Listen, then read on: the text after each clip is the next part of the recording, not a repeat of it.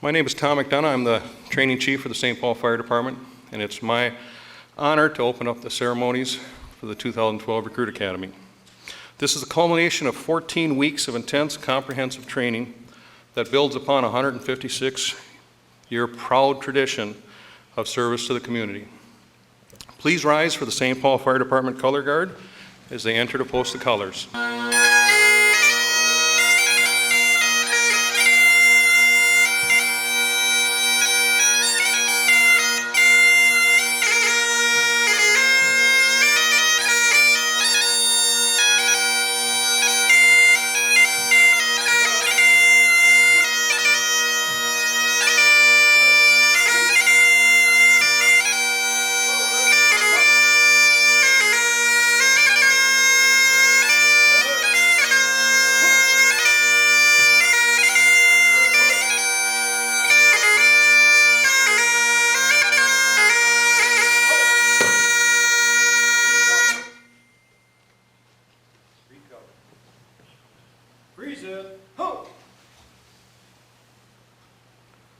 I pledge allegiance to the flag of the United States of America and to the republic for which it stands, one nation, under God, indivisible, with liberty and justice for all.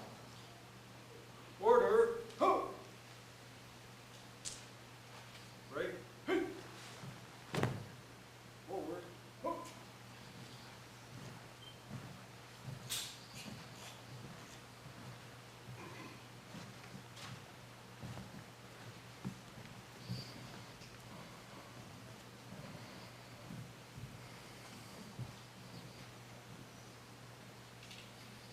Class, prepare to uncover.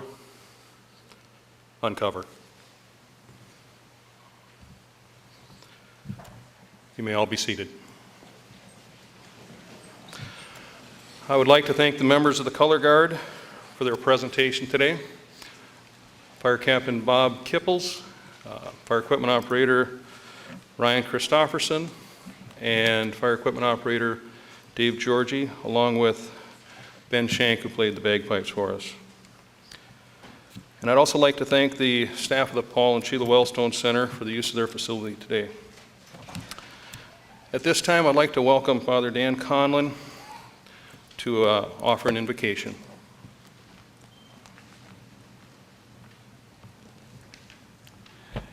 Let us bow our heads and pray. Almighty and ever-living God, we gather this afternoon with great thanks and rejoicing at this new class of St. Paul firefighters. Bless them as they strive to serve the citizens and visitors of this great city of St. Paul. Grant them many years of good health and generous service, and bless their families and friends and all who have supported them and trained them to bring them to this moment. And we entrust this prayer to your loving providence. Amen. Chief Butler, Council President Lantry, members of the Academy, and family members that are here to join you. I just want to say a few words to welcome you, first of all, to the St. Paul family, to the St. Paul Fire Department, which is one of the finest departments in the entire country. It's a department that is respected by the community, and for good reason. You're well trained, you're prepared to do your job, you're prepared to take on the battles, the hardships, the toughness that is required to be a firefighter, not just in the city of St. Paul, but anywhere in this country. It's a damn tough job.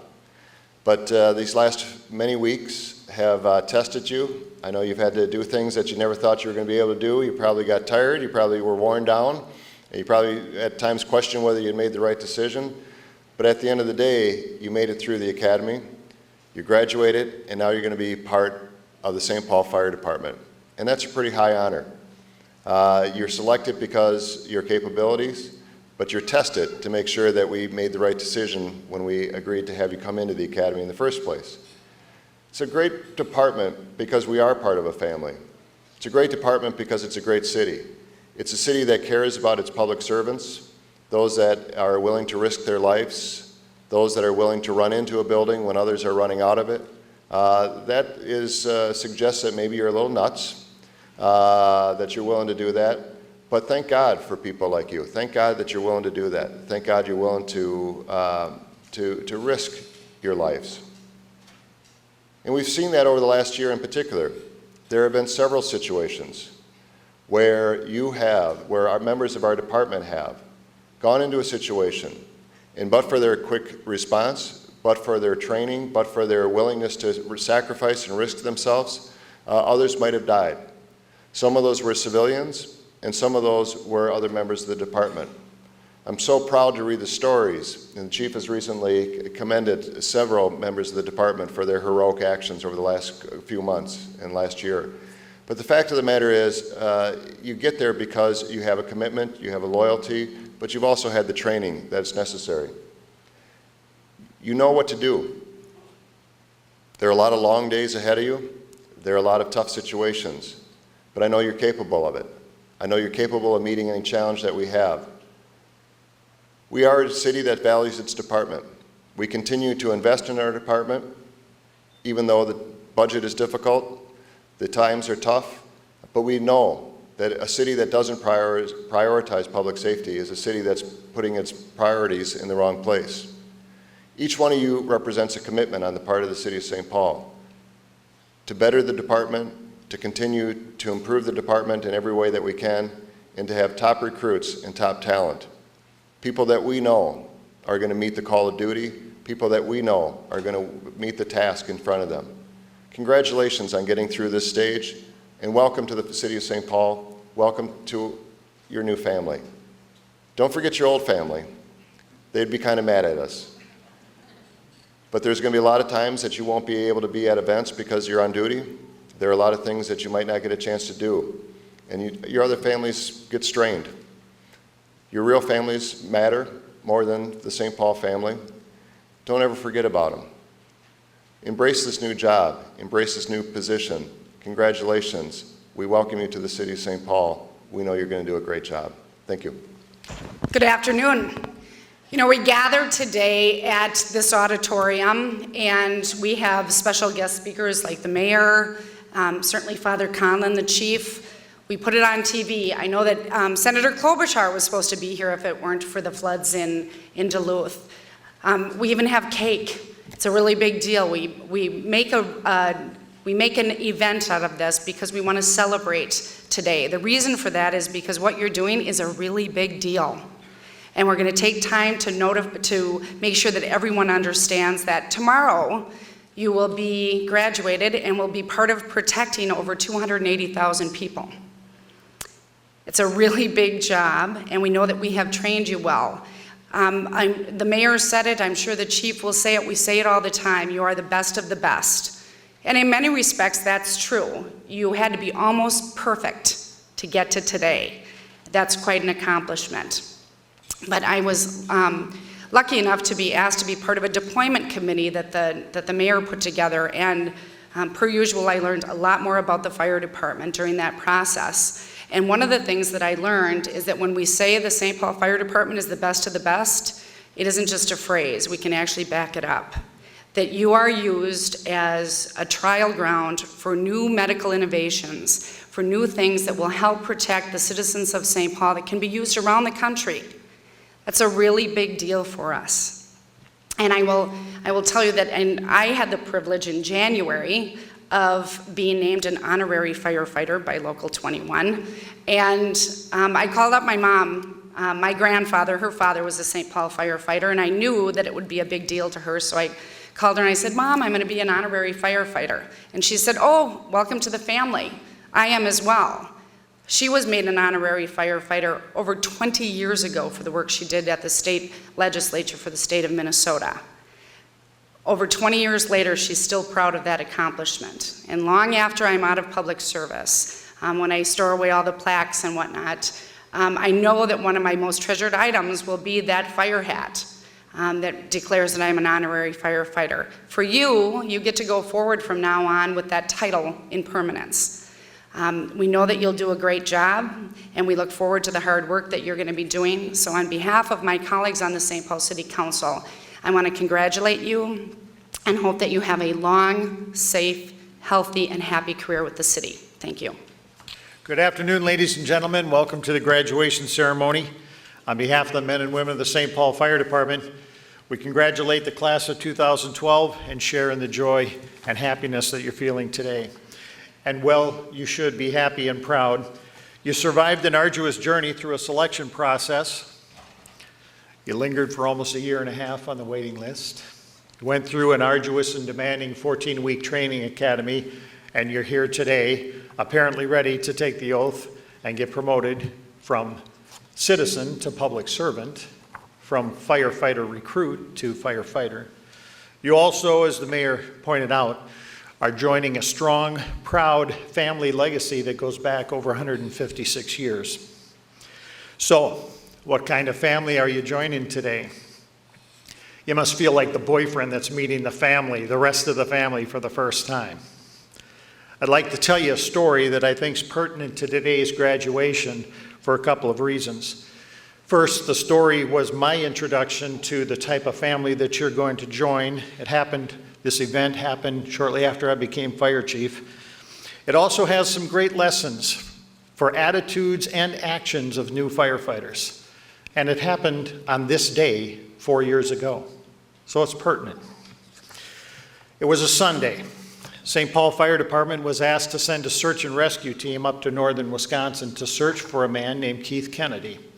Keith was a 25-year-old autistic man who had walked away from a summer camp and out into the wilderness of northern Wisconsin. 14 St. Paul Fire Department members volunteered on very short notice to go up and search for Keith, including one firefighter, Drew Polachek, who was on his very first day as a St. Paul firefighter. Keith had gone missing the previous Saturday. When we arrived, it was day 9, and it was the last day we were going to search for Keith.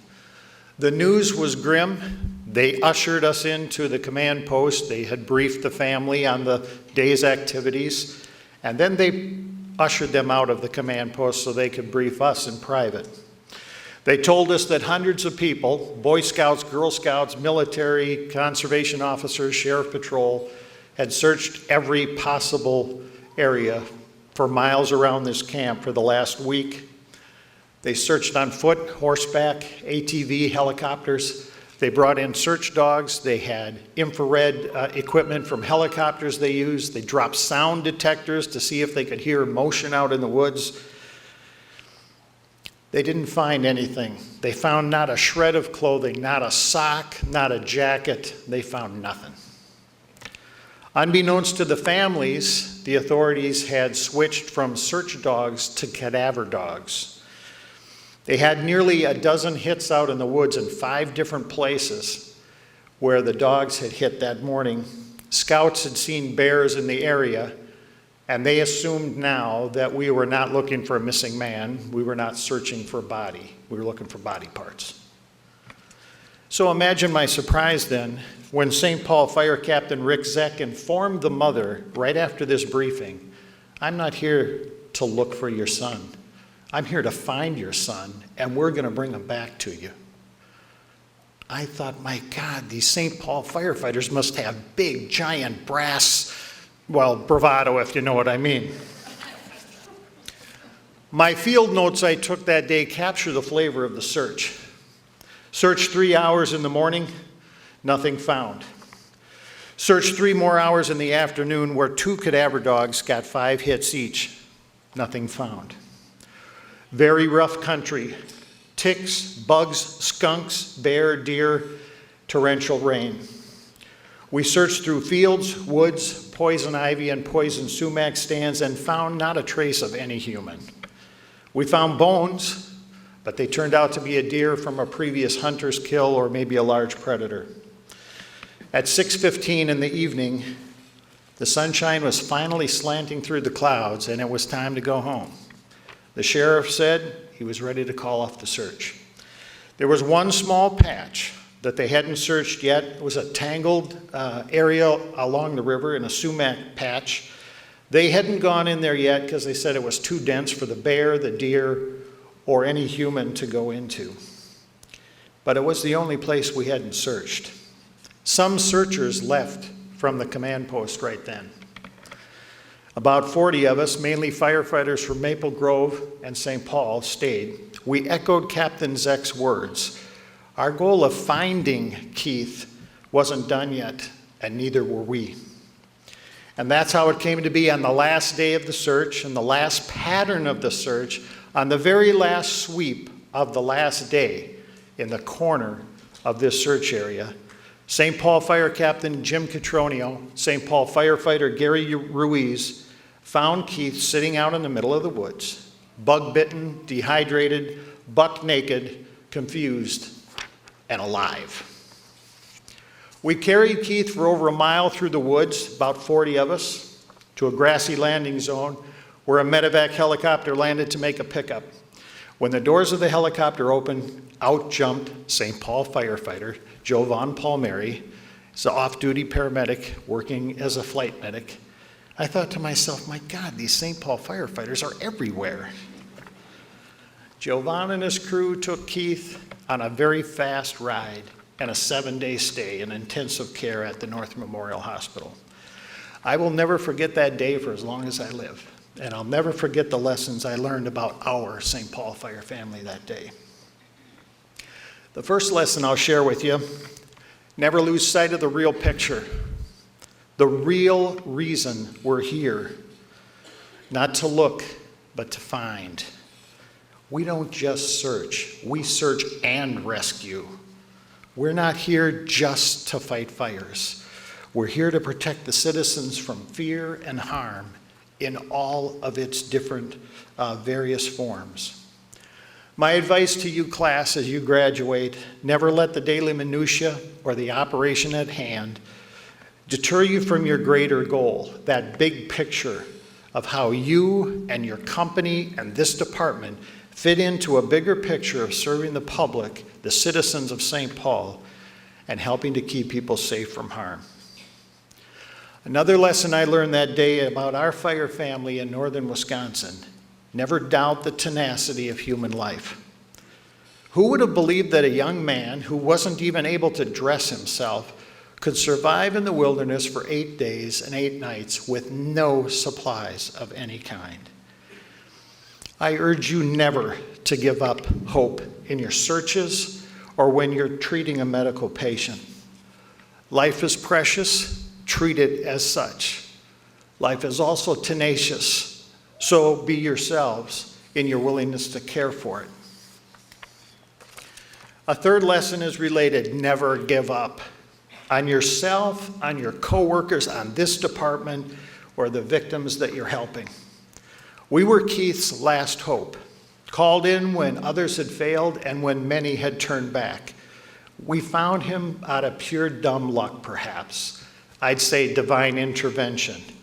But neither one of those things, intervention or luck, would have saved him if we wouldn't have stuck to the task and if we had given up and gone home before the ultimate goal was met. Never give up. And finally, stick to your training and do what your instincts tell you is right, even when the naysayers, the rumor mongers, and the equipment that you're using say otherwise. Do a gut check and go with what you think is right and what you've learned in your trained instincts. In the Kennedy search, the FLIR gear, the search dogs, the helicopters, sound sensors, and the experts said, there's nobody out there. But they didn't reckon on a group of dedicated searchers committed to a greater goal. The Keith Kennedy search showed me the type of family this is. And operations like that search, performed continuously over the last 157 years, have helped create this family's legacy. Retired Deputy Fire Chief Dennis Appleton once told a recruit class, "We have a name on the back of our turnout codes. That name means something. Don't ever do anything to discredit that name. That name is St. Paul Fire Department. So welcome to our family."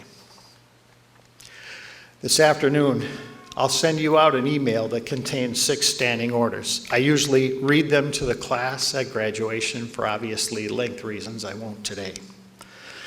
I issue these orders to every firefighter who joins our fire department. The orders provide you guidance and direction on almost every conceivable situation you'll find yourself in. I also hereby invest you with the authority to carry out those standing orders. Follow those orders and adhere to the firefighter's oath of office, which you're going to take in a couple of minutes, and you'll never get in trouble with me, and you'll never get in trouble with the citizens that you pledged to serve. Good luck, gentlemen. Congratulations again on making it through the selection process and the academy and the waiting list. I look forward to working with you in the field in the future, and it's my distinct privilege to welcome you to the St. Paul Fire Department. Thank you. Thank you. It's with great excitement that I come here today to celebrate your graduation from the St. Paul Fire Academy. Today you enter a department whose breadth and expertise is rivaled by none other. Some of you may develop subspecialty areas in the fire department, such as hazmat, advanced technical rescue, or tactical EMS. But one thing you will always share is an excellence in providing hands-on patient care to the ill and injured you develop wherever your careers may go. The tradition of excellence in emergency medical services runs long and deep through the history of this department. You will see many things on the streets of St. Paul. Some will be joyous, as when you help a mother bring a new child into the world. Some will be tragic. Unfortunately, at times the latter may seem to outweigh the former. But do not lose sight of the daily victories, like when you comfort a frightened child with a broken arm, or hold the hand of an elderly patient who has no one else to reach out to. In every patient encounter, you have the ability to comfort. There are few professions in which you have the ability to touch as many lives as you do. As emergency medicine services professionals, you serve on the front lines of our healthcare safety net. You can sleep well at night knowing that you will turn down no call for help. Whether your run takes you to the gospel mission or the governor's mansion, each citizen of St. Paul is provided with the same level of medical expertise and professionalism. But know that you are not alone as you walk out of this room. You will be led by mentors whose experience spans decades. The pre-hospital medical professionals of the St. Paul Fire Department have honed their skills over thousands of calls. Your ability to recognize a critically ill patient will not be based off numbers alone. Over time, you will develop an ability to sense an impending catastrophe, even though the vital signs look good. When the ED at Regents hears that an inbound EMS unit is requesting a trauma team activation, we often ask, who's bringing them in? When the answer is St. Paul, we typically make two calls. The first is to the operating room, and the second is to the blood bank, because we typically need them both. I could tell you about the trauma patient whose life was saved by Medic 24, who performed a chest decompression to relieve a tension pneumothorax. Or Medic 22, who I watched resuscitate a 51-year-old father of 3 from cardiac arrest. I also watched as that patient walked out of Regents 2 weeks later. Cases like these occur every week in St. Paul, and you will be a part of them. It was the men and women who went before you who established this department as a leader in pre-hospital medicine and a pioneer in EMS research. St. Paul Fire, in collaboration with Dr. Frasconi of Regents Hospital, developed the technique of active compression decompression CPR and the use of the rescue pod. In doing so, they proved that this novel way of resuscitating cardiac arrest victims led to a 50% increase in the number of patients walking out of the hospital, not just getting there. This revolutionized how we care for cardiac arrest patients in the streets, in the hospital, and around the world. Today, your graduation is a great celebration, but I know that for each of you, there are even greater things to come. Congratulations on this accomplishment, and I'll see you in the ED. Ladies and gentlemen, Mayor Coleman, Council President Lantry, Chief Butler, Assistant Chief Smith, Dr. Burnett, Father Conlon, honored guests, fellow firefighters, graduates of the 2012 St. Paul Fire Academy. A successful firefighter training academy requires a significant team effort. The time invested occurs not only during the actual academy, but also weeks and months ahead of time. The 2012 academy presented some unique challenges. When the academy was due to start, I was deployed to Southwest Asia, so we needed a replacement. And fortunately, Ken Gilliam was more than capable and somewhat willing to take my spot. And he had to take over not only the academy, but the training requirements for the entire fire department. And Ken has done a fantastic job at both managing the training program and at setting the tone for this fire academy. Unfortunately, Ken can't be here today. He had a previous commitment with his family on a Caribbean island, and I don't blame him at all. But I would like now to take a moment to introduce the remainder of the training staff. When I call your name, I'd like you to go ahead and stand up for just a second. First, Training Officer Joe Blank. Joe's dedication to high-quality training is truly second to none. Joe has a unique ability to cut through the BS, and he can get to the realistic, relevant, meaningful training. Anybody who sat in any of his classes knows that. Joe was tasked with much of the day-to-day operations of the training division, and he managed not only to help manage the training for the academy, but also we continued the training for the fire department while the academy was going on. A relatively new way of operating in the last couple of years. His professionalism, dedication, and his support is invaluable. Thanks, Joe.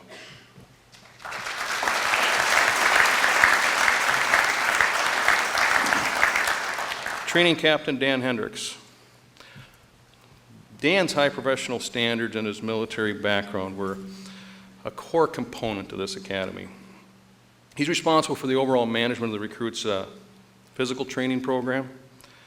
Dan ran PT evolutions with the recruits virtually every day, and when we broke them into two separate groups for PT, he would run PT with both groups. So he did twice the work that anybody else had to. As a paramedic and a fire captain, he's focused on quality, aggressive EMS and fire attack. He would always emphasize the importance of a well-rounded firefighter, not only as a firefighter, but as an EMT and as a paramedic, and he would constantly drill these guys. Dan, I thank you for your leadership during this academy. Thank you, Dan.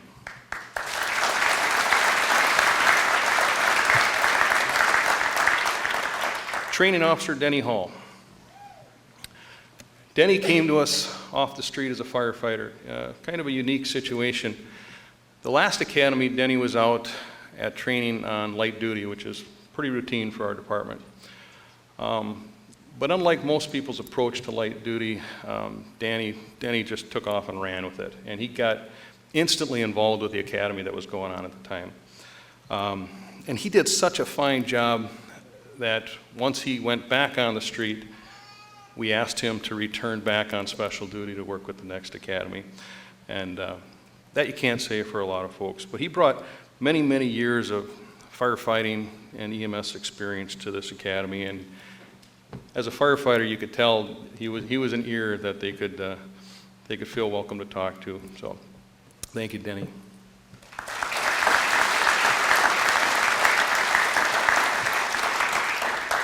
Training Assistant Clarence Hawkins. Hawk is a senior officer out of the academy. He's been there since 1994. Actually, Hawk was the first training assistant I had when I went through my academy.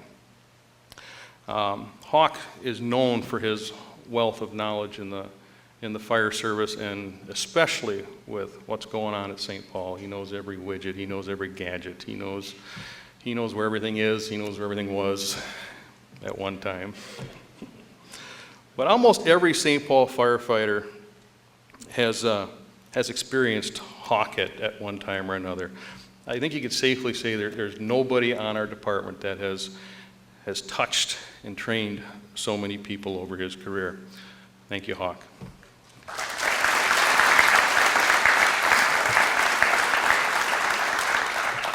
Last but certainly not least is our support staff, Amy O'Donnell. She hates this. She threatens never to stand up, but she did. All right, thank you, Amy. Amy works primarily behind the scenes, but she's the center of everything that goes on out there.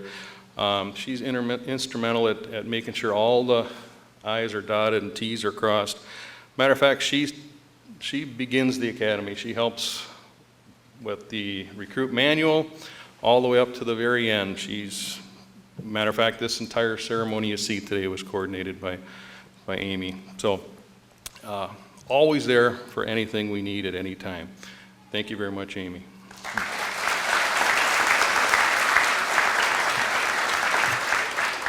I'd also be remiss if I didn't give a heartfelt thank you to all of our families, both the recruits and the staff.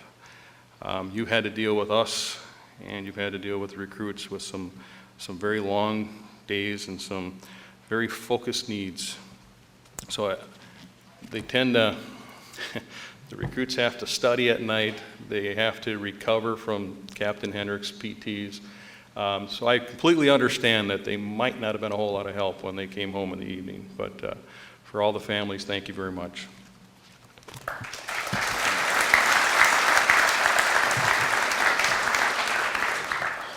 And beyond the dedicated training staff, I must mention the whole St. Paul Fire Department family.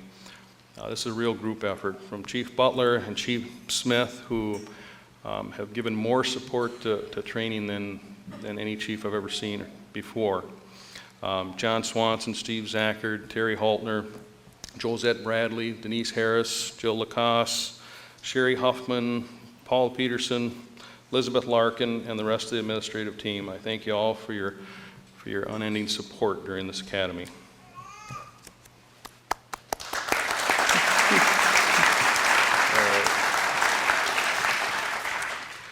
But there's more. Deputy Chiefs Smith, Sinitra, and Beslin, EMS Chief Matt Simpson, EMS Coordinator Bob Pitts, all the district chiefs who frequently stop by to just say hello and see how the recruits were progressing. All the other chiefs who helped to make sure crews got backfilled while crews came out to help. All the while keeping a watchful eye on the street, making sure everything's covered, doing all the shuffling that was necessary on a daily basis. To all the fire companies who came out to help, we welcomed any fire company that wanted to come out and help on a daily basis with hands-on skills, teach classes, perform PT. We had quite a few folks who came out and did PT with the recruits. Some on duty, some off duty. Many specialist instructors, fire captains, FEOs, and then seasoned firefighters who came out and shared their knowledge and their lessons with the recruits. In addition to those already mentioned, it's important to acknowledge Recruit Academy as a community-wide endeavor. Building maintenance, equipment services, fire prevention, human resources, risk management, dispatch center, PERA, health partners, Veterans Affairs, a couple corporate partnerships, Rock 10, Flint Hills Refinery, all pitched in to make this a successful Recruit Academy. Most importantly, recruits, please appreciate the numbers and time that's dedicated from so many people to coordinate an effort to prepare you for a career in public service. Now, the fire service in general, and especially the St. Paul Fire Department, is steeped in tradition. Every once in a while, a new tradition starts. After the first recruit class of 2011, the training staff got together and thought, wouldn't it be nice if we could recognize one recruit out of the whole group and do something to remember that particular individual. So starting with the 2011 B class, the second class of 2011, we started a tradition of a top recruit or a recruit class leader. The training staff came up with grading criteria. It was based on academic grades, physical test times and performance, peer reviews, and then training staff reviews. So once we put all that information together, we would try to determine who the top recruit was. Now, the peer reviews and the training staff reviews were based on not only the test scores, but also leadership, integrity, and character. So we tried to get a well-rounded criteria. Now, the 2012 top recruit has agreed to come to the stage and say a few words on behalf of the class. Now, originally we were going to have Senator Klobuchar here, so I thought this is really a kind of bittersweet for him, going to get recognized and have to speak in front of the senator, mayor, deputy mayor, all the dignitaries. But he stepped up. We with the senator come, and he was more than willing to come and say a few words for his class. So without any more delay, I'd like to welcome up to the stage the 2012 Recruit Academy class leader, Patrick Engelmann. Hello, my name is Patrick Engelmann. Thank you all for coming today. It is quite an honor for me to be up here in front of you guys all today. Just a little story from when I was young. When I was young, me and all my friends used to dream about growing up and doing something really cool with our lives, whether it be an astronaut or pro football players or professional firefighters. Well, here we all are now graduating as St. Paul firefighters. And for the past 14 weeks, everyone kept telling us that this is the greatest job in the world. And through those 14 weeks, I really felt like I've won the lottery with this job. I've gotten to work with some of the best and funniest people that I know. And I know as a class that we'd really like to thank some of those people that helped us with our training. First off, we'd like to thank Chief Butler. Thank you for giving us this opportunity to become part of such a great department. And thank you to Chief McDonough. Thank you for serving overseas and then coming back and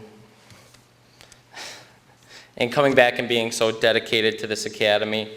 Thank you for structuring the academy the way you did. Because of that, we feel truly prepared and focused to start working. Thank you to our instructors, Captain Hendrix, Captain Blank, T.O. Hall, and T.O. Hawkins, for motivating us and pushing us to get better. We appreciate your commitment to our training. Without your guidance and instruction, I'm sure most of us would still be trying to find our way out of Rock 10, which is one of our little training facilities. Thank you to Chief Gilliam, who's not here right now, but I believe that he set the tone. For the first day, he set a high standard for our academy. That first day ended with us running stairs. We ran up six stories 10 times with full turnout gear on, and that was only half the day's workout. We were also taught to rely on each other in some of the worst situations. And because of these team building exercises, it really forced us to come together as a class. And thank you to all the other people and crews that came out during our training and helped us. Especially like to thank all the crews that came out during our skills assessment week. And thank you to all the families for going through this with us and supporting us every step of the way. You have allowed us to give this academy the best effort that we could. And I would also personally like to thank 13 more guys. These past 14 weeks have been truly memorable. The first day we left drained and tired, not really realizing what we kind of got ourselves into. However, after the first few weeks, we all started saying 14 graduate, and that was our goal. To achieve this goal, we spent a few overnights at the training center with a couple of house fires here and there. We all made it out of Rock 10 alive. We ran up enough stairs to reach the top of Mount McKinley. And if you have any questions about the way we feel about those stairs, you can ask Jason Woodbury about it. He'll gladly tell you. These 14 weeks, though, were made a lot easier because of guys like Patrick Dutton and Sean Strobel for keeping us laughing the entire time. But here we all are now, 14 of us graduating. And if there's one more thing I can say about the guys in my academy, is that they all have the heart and character to carry on their traditions of this fire department. Thank you. Thank you, Patrick. Now we're going to have two short videos, so if I could get our distinguished guest to go ahead and have a seat in the audience. First video is going to be from Senator Klobuchar. She was hoping to be here today, and up until about yesterday, she was still planning on being here, but she had to go up to Duluth to do some work up there, of course. And then the second video is going to be of the day-to-day activities of the Recruit Academy, just to give you an idea of what the recruits have gone through for the last 14 weeks. Hello to all my friends celebrating the newest class of St. Paul firefighters. I think you know I would much rather be there with you in person, and I have been so excited to be there, but I'm up in Duluth today. It was a sudden flood, as you know, to work with the people in Duluth, all the volunteers that have helped out, and mostly to get that damage estimate so we can bring it back to Washington to get them some help. As you know, few things are more humbling than picking up the pieces after a natural disaster. and few people can appreciate the importance of this work the way our firefighters can.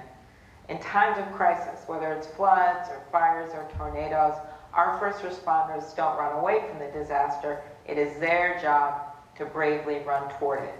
We've seen that up in Duluth these past few days, and we've seen it in the work of firefighters right here in St. Paul. People like Fire Chief Tim Butler and Training Chief Tim McDonough, who I know are there with you today. During my 8 years as Hennepin County Attorney and now as a Senator, I've seen firsthand how our state has the highest quality emergency response services in the nation. So as you graduate today, I want to congratulate you on joining the ranks of a truly elite group. You should be so enormously proud of what you've done. I've loved working with the firefighters in St. Paul, and I know what a priority it is for the city to have strong public safety. Your work will literally save lives in your community. Your work will make a difference. As a member of the Senate Judiciary Committee and as the co-chair of the E911 caucus, I believe the federal government has a responsibility to ensure our local fire departments have the resources that you need to protect our people and our communities. That's why I've consistently fought to maintain strong funding for grant programs like SAFER and the Assistance to Firefighters. Over the years, these key programs have allowed the SBFD to hire new firefighters and make key operational improvements. So make no mistake, these programs are nothing less than vital, not only for helping local fire departments train, hire, and retain staff, but also for things like purchasing new equipment and updating technologies to keep our citizens and our first responders safe. Another priority for me has been working to improve the communications network that our first responders rely on. I'll never forget what happened when you lost Officer Ryan and when all of those different first responders from across St. Paul and really across departments had to have like 8 different ways of communicating with each other. That's why we work so hard to get an interoperable network, and why we're now doing that across the country. As a member of the Senate Commerce Committee, I worked hard to help pass the Middle Class Tax Relief and Job Creation Act, which finally set aside a section of broadband for the creation of that wireless network for public safety officials across the country. We worked 5 years on it. We got it done. In Minnesota, we know how important it is for our first responders to be able to communicate seamlessly during times of crisis. From the devastating floods that we see in Duluth to the tornadoes in Minneapolis to the I-35W bridge collapse, I have had that opportunity on the front line to see the value of a dedicated public safety community. I'll never forget those horrific minutes and hours following that 2007 bridge collapse as police, firefighters, and other first responders dove in and out of that water, pulling people to safety. We lost people. It was horrendous, but so many more people would have died if it wasn't for our first responders. We've seen it in the aftermath of the devastating tornadoes that have torn through our state. I'll never forget being up in Wadena and being there with the mayor and the sheriff and the fire chief and just seeing people. They literally lost a mile of their town. Bleachers that were blocks away. The high school looked like a bomb had hit it. Yet you know what? A few months later, the people in Wadena, they gathered for Veterans Day. They didn't have their high school gym anymore. They just had the elementary school gym. But they still all crowded in there to salute our veterans. And I'll never forget them all singing together that song, America, America. We gave our best to you. Well, what I say to you today, graduates, is you are giving your best to St. Paul, your best to our state, your best to our country. Thank you. It's a great celebration. I'd give you a toast, but you know, we don't even have any water left in the Senate. So have a great day. I wish I could be there with all of you and your families. They were there for you every step of the way, and you know that. So make sure and thank them as well. Have a good day. All right, as I mentioned earlier, you're entering a profession that's filled with traditions, some being centuries old. One such tradition is the Maltese Cross. During the Crusades, a band of crusaders from the island of Malta, known as the Knights of St. John, gained a reputation for courage in battle. while attacking the walls of a city, their enemies would hurl glass jars of naphtha down upon them. And then after they were saturated with the flammable liquid, their enemy would throw torches down on them. Hundreds of them were burned alive. Others risked their lives to save their dying brothers in arms. In fact, many of those also perished. Their heroic efforts were recognized by fellow crusaders who awarded each of them with a badge of honor, a Maltese Cross, similar to the one you wear on your left shoulder today. The badge you're about to receive is full of symbolism as well. Perched on the top of the badge is a mystical, sacred bird called the phoenix. It's a symbol of eternal life, a life that was destroyed by fire and then again reborn. The continuous rope and chain around the badge symbolizes an unbroken service and loyalty. The torch indicates your willingness to risk your life in response to people in need. In ancient heraldry, warriors wore the symbol of the weapon they were expert in. When that weapon was crossed, it meant that that warrior had used it in battle. On your badge are cross tools of a firefighter, which you have demonstrated proficiency in. The badge is not just a piece of metal. It's a symbol that carries an obligation to protect and save those in need. There is no nobler obligation. Class of 2012, prepare for the presentation ceremony. Training officers Blank and Hawkins will read the names of the recruits. We ask that you please hold your applause until the last recruit's name has been read. Patrick Dutton.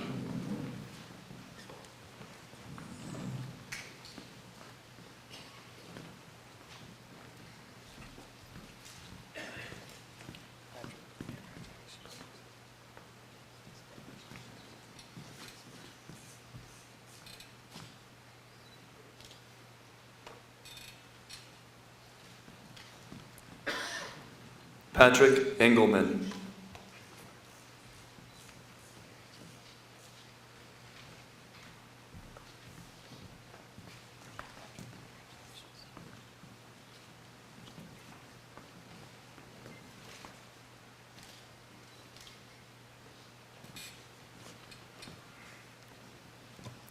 Dominic Faldy.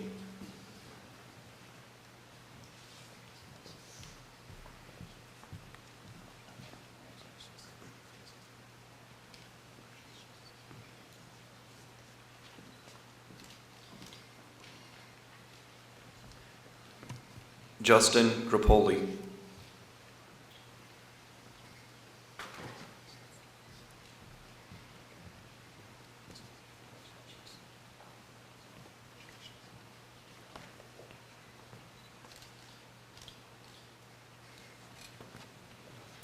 David Gruffman.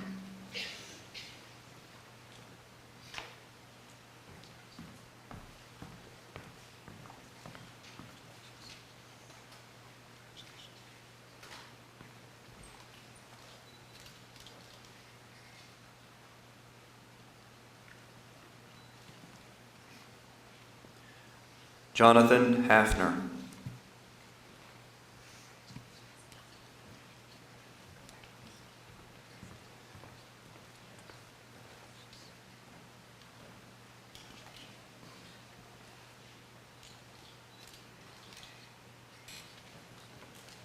James Johnson.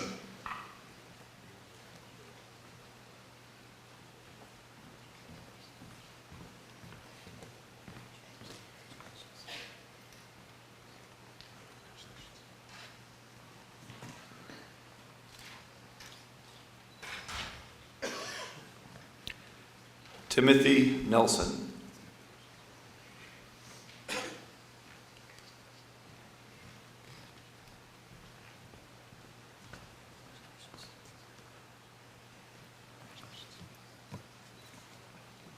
Dominic Novak.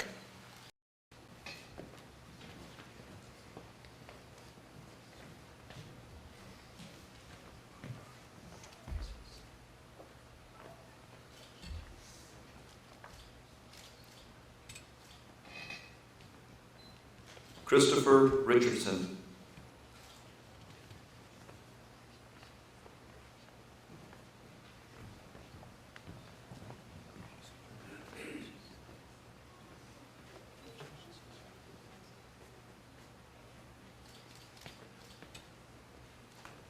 Deshaun Strobel.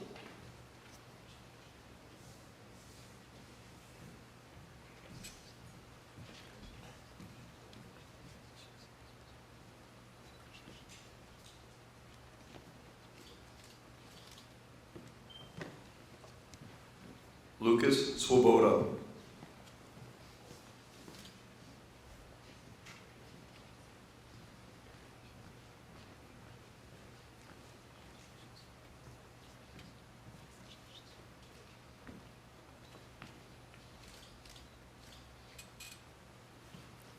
Nicholas Wilkes.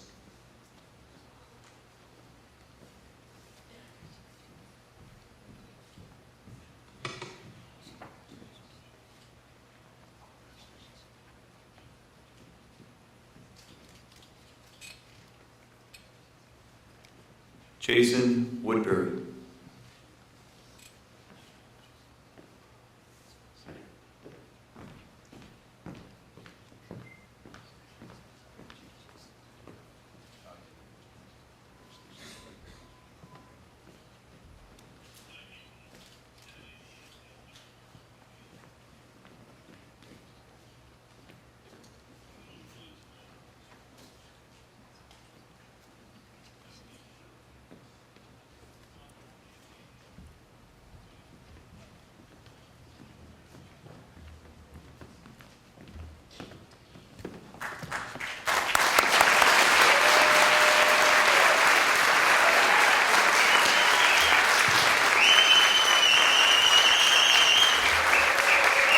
Firefighter's oath of office is nothing short of a public vow to adhere to the highest possible standards of professional behavior in the service of others. The willingness to step forward and serve has been a hallmark of the American Fire Service since the inception of our country. Firefighters constantly live with the fact that the ultimate sacrifice might be the price they have to pay for their willingness to serve. Brooklyn Park Fire Chief Ken Perlman once challenged us with this question: what job is so dangerous that you're asked in front of your family, friends, and God to swear that you'll lay down your life for others if you have to before you're even allowed to join the organization? I can only think of three professions: the clergy, the U.S. military, and public safety professions made up of peace officers, emergency medicine responders, and firefighters. Class of 2012, if you're ready to take that pledge, please raise your right hand and repeat after me the St. Paul Firefighter Oath. I state your name. I, Do solemnly swear to uphold the Constitution of the United States. do solemnly swear to uphold the Constitution of the United States, That of the state of Minnesota, that of the state of Minnesota, and all ordinances of the city of St. Paul, and all ordinances of the city of St. Paul, and the rules and regulations of this department. and the rules and regulations of this department. I will strive to maintain a spirit of teamwork and cooperation I will strive to maintain a spirit of teamwork and cooperation with all personnel. with all personnel.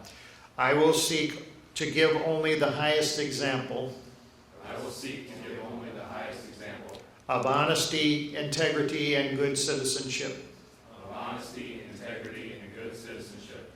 I understand my behavior on and off duty I understand my behavior on and off duty reflects the reputation of all firefighters.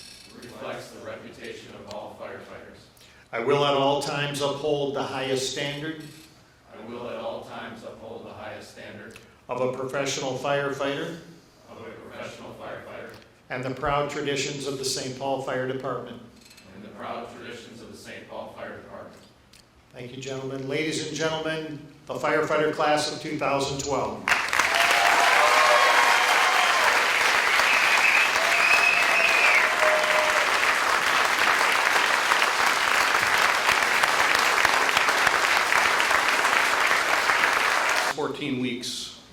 especially today, we've talked a lot about tradition and history. We've also talked a lot about your future and the future of the fire service. Where we've been and where we're going, and I'm excited for your class, considering where you have been and where you're going. You will now be called firefighters. You join an organization that is providing more of an all-hazards response. Structure fires are only a part of it. Emergency medical, vehicle extrication, water rescue, hazardous materials, sea burn, NIMS, technical rescue. You've experienced many of them already, just to name a few. Appreciate that you'll spend the rest of your career training for an even broader mission. Over your action-packed 14 weeks, you've been given a solid foundation. I appreciate that each of you here today has dedicated far more than 40 hours a week to your training and your recovery. Late nights of studying, all kinds of extra work hours, and a considerable amount of healing. You've learned about our history, our policies, our procedures. You've been drilled hard on both your mental aptitude and your physical performance. You've been pushed beyond what I think you thought you may have been capable of. By my rough calculation on the Recruit Academy schedule, you've run over 1,100 flights of stairs, so about 17,000 steps total with full gear and SCBA, so I think you're pretty correct on your estimation. You fought fires during the day and the night. We did a few long days, did a couple 16-hour days. You've cut apart cars and trucks. You've ascended the 100-foot ladder. You've done water rescues. You've driven the fire trucks, and you've driven them on the skid track. You've squeezed through small openings that had to appear that nobody could possibly squeeze through them. You've been blindfolded and drilled enough with your personal protective equipment that it become part of you. You've been tested and retested, all for a reason. Probably remember at the beginning of your training, Chief Gilliam talked about a line of duty death where a firefighter had perished because, according to the investigation afterwards, he was ill prepared. He didn't have the training and the requisite skills to save himself. You were told that you'd have those skills ingrained in you before you left the academy. And I know you've mastered those skills. Otherwise, I guarantee you would not be sitting here today. So where do you go from here? My challenge is that you continue to learn and hone them firefighter skills. Then pass it on to those who replace you. A couple great examples are Jonathan Hall and DJ Rochon. When we were doing our skills assessment week, you probably remember quite well that they were there every hour of every day. And they certainly didn't have to be there, but those are two guys who spent a great deal of time on and off duty working and learning and studying and training, and a lot of it's at their own expense. They're constantly not only attending training, but also giving training like they did for y'all. You do well to follow their lead. Most importantly, remember where you are right now today. Remember you have earned this career. Remember that this can be the greatest job in the world. Appreciate that you now have a career where you have the opportunity to positively affect the outcome of someone else's worst day. Do these things and it'll be a career well spent. Father Conlon? Let us bow our heads again in prayer.